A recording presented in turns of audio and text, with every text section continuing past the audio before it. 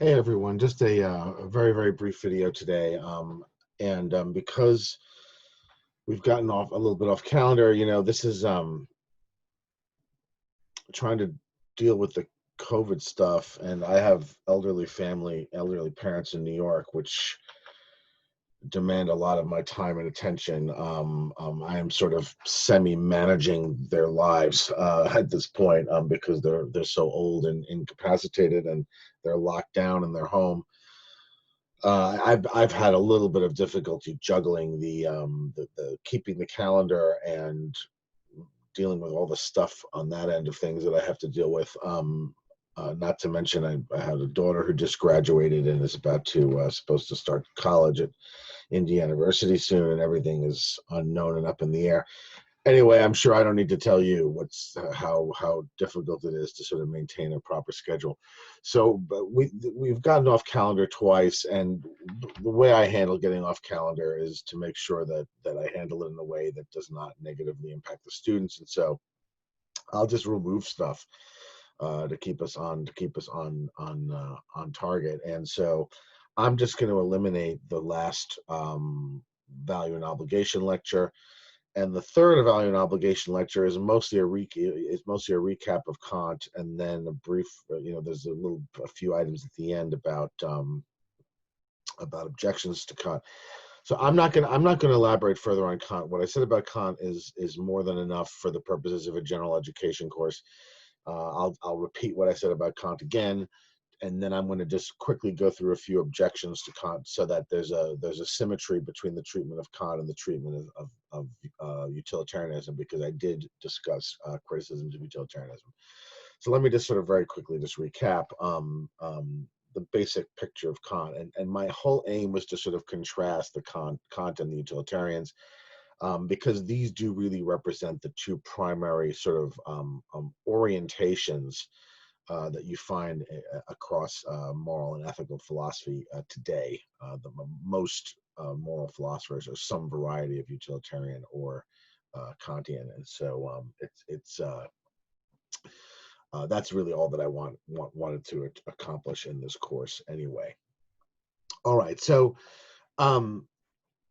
just quick as recap for Kant, what's morally significant about our actions is not whether or not the results of those actions are good, as it is for the utilitarianism. What's morally significant for Kant is whether the motive behind the action was good. I said that for Kant, one of the sort of bedrock principles is that ought implies can. That to say that someone has an obligation presupposes that they're actually capable of doing whatever it is that the obligation describes. And you could argue that this is sort of intrinsic to the basic logic of obligation. There does seem to be a kind of a fundamental illogic in suggesting that you ought to do. If I say to you, well, you're obligated to save all the starving people of the earth, and if you fail to do so, will be morally condemned for it. I think an obvious reply is I'm simply not capable of saving all the starving people of the earth. So how can I be obligated to do that? For Kant, this is a bedrock principle, and the reason why this sort of is so significant is because Kant, I think, very credibly suggests that we really don't have that much control over the outcomes of our actions, right? I gave this example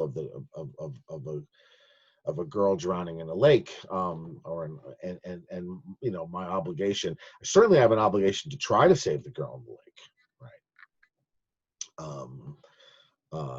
Assuming that I can swim. I mean, if I can't swim and I'm going to drown going into the lake, then it's not clear, even though utilitarians view that I'm required to do it, but that I'm obligated to do it. But bracketing that, assuming that I am perfectly capable of swimming and I'm perfectly capable of in principle, saving this girl, whether or not I actually save her, that is, whether the outcome of the action is actually good from the utilitarian's point of view, will depend on a lot of factors that I have no control over at all. It'll depend on the weather, depend on the conditions in the lake, depend on my not being unlucky enough to have suffered some injury the week before that prevents me from swimming properly or fast enough. Depends upon how long the girl's been in the lake and how long she can continue to tread water before drowning. That is, how long is it going to take me to reach her versus how long can she keep treading water? All those factors I have no control over. All those factors play an enormous role in determining whether the outcome of the situation, the scenario, is good or bad. And so Kant really does have a sort of a point, right? That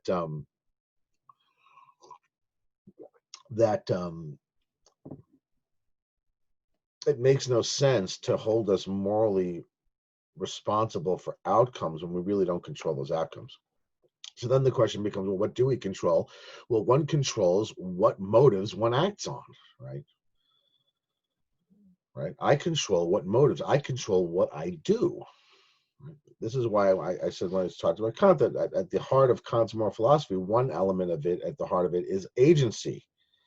The idea that we are actually capable of acting, that we are capable of deciding what reasons, what motives to act on. Right?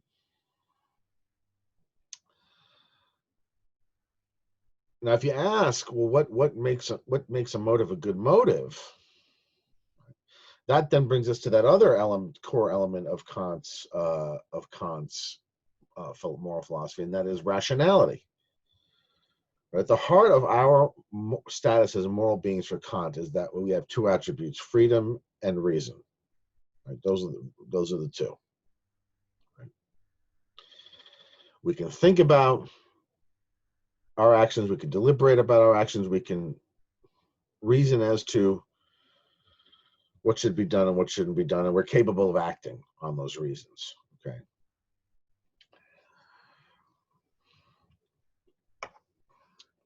So what constitutes a good reason for Kant, a good motive, is going to be tied to that idea of rationality. So for Kant, a good motive is one that one can not only rationally act upon, but if you think about moral obligation is supposed to be universal. If there's a moral obligation to save the innocent, that doesn't just apply to me, that applies to everyone, right? So what Kant wants to say a good motive is a motive not only that can be rationally acted upon, but that one could rationally will everyone should act upon. Okay, so that's just to sort of highlight or recap what we already talked about. What I want to do now, just in the remaining few minutes, is just talk about what some of the objections to Kant are. So there's a number of objections that I think are fair to raise. For one thing, I mean, Kant just really does completely ignore the moral, deny the moral significance of outcomes, and this may just seem to be a bridge too far. Certainly, there's a problem with sort of basing all of the moral weight of an action on the outcomes, right? But the idea that somehow whether I've harmed or helped someone is morally irrelevant seems to be like too much.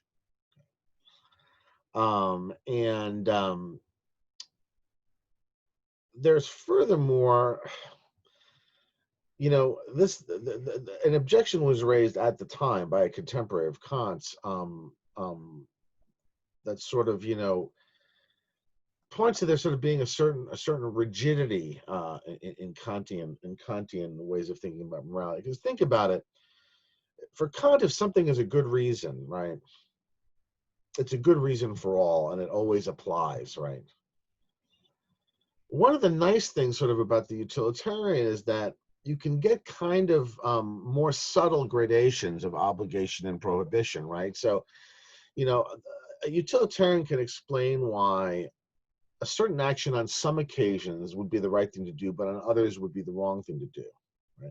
Or in some circumstances would be just a fine thing to do. In other circumstances would be a great moral deed, right?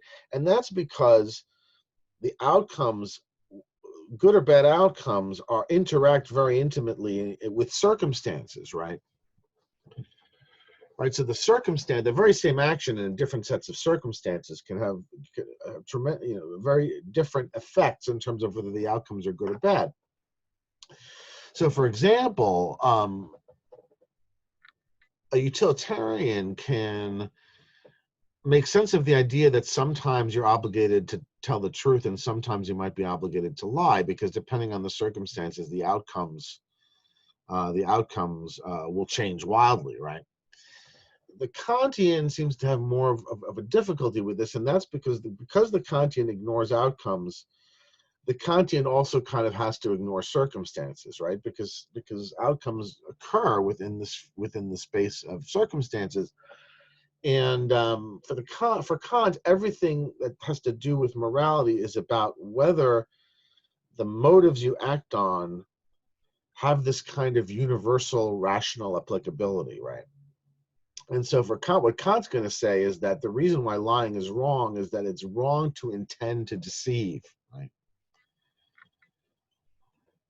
And the problem is when that's your view and there's no more to it, right? You have a very difficult time sort of explaining how circumstances can play play the role even of sort of as forcing exceptions, right? So this objection to Kant that's very famous is, and there's a lot of versions of it, but I'll just give you a version that's sort of very standard. Is that suppose that you're in your house and there's a knock on the door and you open the door and there's a very frightened woman. Maybe she's beaten up and bruised and bleeding or something, very frightened. But it says that a maniac has broken into her house and is trying to kill her, and can she please hide in your basement? So, of course, you hide the woman in the basement. Imagine 5 minutes later, there's another knock at the door, and there's a man standing in the doorway, with a bloody baseball bat and covered in blood himself, and looking rather insane in the eyes and such, and asks you if you've seen a young woman. Now, it just seems obvious that under those circumstances, not only should you not tell the man the truth, but that you are actually obligated to lie to him. And the obvious reason is because the harm that will come to this woman if you tell him the truth is enormous. Whereas if you lie to him, the outcome will be far better. Maybe he'll leave. Maybe then you can call the police and give a description, so on and so forth. Now, Kant, what's amazing is that there's actually an exchange between this critic of Kant and Kant himself, who replies in certain editions of Kant's Groundwork for the Metaphysics of Morals, which is the book from which where all this comes. And Kant basically doubles down. He says, look, a gazillion things could happen in the outcome, right? You could tell the guy the truth. He could come in and try to get down the stairs to kill the woman, and he might fall down the stairs and break his neck. Or you might lie to him, he might leave, and the woman, when she leaves the house, might get hit by a car. In other words, Kant's going to just sort of double down on this idea that you have really no effect over the outcomes. To most people, this sounds like a bit sort of desperate kind of pleading, right? I mean, these are sort of exotic possibilities that are being invoked to justify why you were right in having no concern for the woman's well-being. But Kant also says something else, and this is what speaks more to the rigidity. He says, I can't control the outcome, and if I try to rationally will a universal law of lying, meaning when I act on the motive, when I lie, I'm basically acting on a motive that I'm trying to universalize. I'm trying to say, look, not only should I lie when these circumstances arise, but everybody should lie when these circumstances arise. And Kant says that to sort of try to rationally will a universal practice of lying is somehow, I think he says, violates and vitiates the basis of right. He says something to the effect of that you do damage to the very concept of rightness. This is a very sort of abstract sort of thing. And again, I think most people would say doesn't really measure up against a person's life, right? Or physical safety. And so, aside from the fact that aside from, but also related to the fact that Kant ignores the moral significance of consequences. And to be fair, the utilitarian ignores the moral significance of motives, right? Right. For the utilitarian, it doesn't matter what your motive is if the outcome's bad. So even if I meant the best thing in the world trying to save this girl, but I just simply can't because she's been out there too long, I'm denied the benefit of kind of having done a very morally gracious act. But beyond the sort of the fact that Kant ignores the moral significance of outcomes, there is a kind of rigidity because of this idea that what makes a motive a good motive is its sort of rational universalizability, that you could rationally will that everyone should act on that motive, sort of locks you into motives are either good or they're bad. And again, gives no space for the circumstances to sort of render sort of more subtle judgments as to various situations. And so in a situation like this, where the moral, where the consequences of doing what normally you should do, which is tell the truth, the consequences are so dire that in these circumstances, it really does suggest that maybe you ought not to do what normally everyone morally should do. Kant has no way of handling that, right? For him, it's just all about what motive can you will that everyone should always act on, because what he's trying to capture is the sort of universal force of moral imperatives. And maybe a sort of a side issue or a side lesson that comes out of this is that while there is a very strong intuition towards the idea that morality is in some sense universal, right? Meaning if one person has an obligation to do X, so does another. I think there's an equally and perhaps slightly counter intuition that circumstances are everything, right? That the very same thing, action, punching somebody, taking something, telling the truth, not telling the truth, depending on the circumstances, they have wildly different moral valence. Anyway, I think that's enough. So we're finishing on this. I'm going to post the last exam today, a little bit later today, and that will complete the course for us. So I hope that this worked for you, this format. I certainly would have preferred to be in a classroom with you. I'm aware that with summer school, even if there hadn't been COVID-19, it would have still been online because students don't want to come to campus during the summer. I think it's been 15 years since we've last had really like seated summer classes. Nonetheless, I would have loved to be in a classroom with you in person. I'm sorry I couldn't, and I hope that this was at least some sort of adequate general preparation in philosophy, that you come away from this to having a decent sense of what the subject is about and what some of the primary some of the main ideas and positions that you find in the subject are.